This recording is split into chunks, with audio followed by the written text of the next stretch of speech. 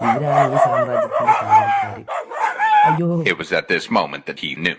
He f***ed up. രാവിലെ എണീറ്റ് നോക്കുമ്പോൾ ഇതാ സുന്ദരനും സുന്ദരിയും കൂടിയിട്ട് എവിടേക്കോ പോവാൻ നിൽക്കണം. എവിടേക്കായിരിക്കും? പിന്നെ ഒന്നും നോക്കിയില്ല, ചാടി കയറി വണ്ടിയിലിരുന്നു. നട്ടുക്കന്നെ ഇരുന്നു. അമ്പട പുളിച്ചു. മോനെ വാർത്ത ഹേറാട് അതിന്റെ ഇതൊന്ന് കട്ട് ചെയ്യാമായിരുന്നു. അമ്മ ബാക്കിലിരുന്ന് ചോദിക്കണ്ടായിരുന്നു. ആര് കേക്കാൻ? ഞാൻ നോക്കുമ്പോ സുന്ദരൻ പെടയോ പെടാ. 20-25 എന്താ ഫാസ്റ്റ്. പെടന്നെ. പോണ വഴിക്കാണ് ഇവനെ കണ്ടത്. ഹായ് ചുട്ടാപ്പി.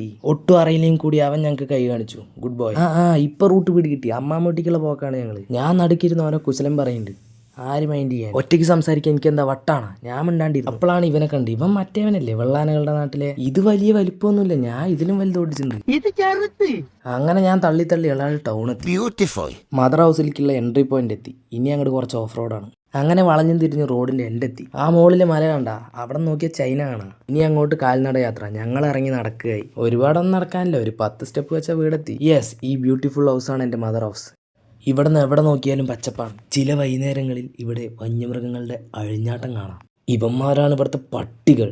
എന്നെ കടിച്ച് പറിച്ചെന്നെ. ഇതാണ് എൻ്റെ ഹാൻഡ്സം അച്ചച്ചൻ, sugar grand daddy. Happy kid പഴം ഈറ്റണ പോലെ എൻ്റെ അച്ചാച്ച ഈറ്റണ ഒരു എനർജി സോഴ്സാണിത്. ഇതാണ് എൻ്റെ ക്യൂട്ട് ഗ്രേൻമ. കണ്ടില്ലേ, സുന്ദരിയാണ്. അങ്ങനെ കുറേ നേരം അവൻ്റെ കൂടെ ഇരുന്ന് തിരിച്ച് വീട്ടിൽ വരുന്ന വഴിക്ക് അച്ഛനെ സോപ്പിട്ട് ഒരു ഷെയ്ക്കൊക്കെ മേടിച്ചു. ഷെയ്ക്ക് കുടിച്ച് പുറത്തിറങ്ങിയപ്പോൾ കുഞ്ചാക്കോ ബാബനും ശാലിനി നമ്മളില്ലേ.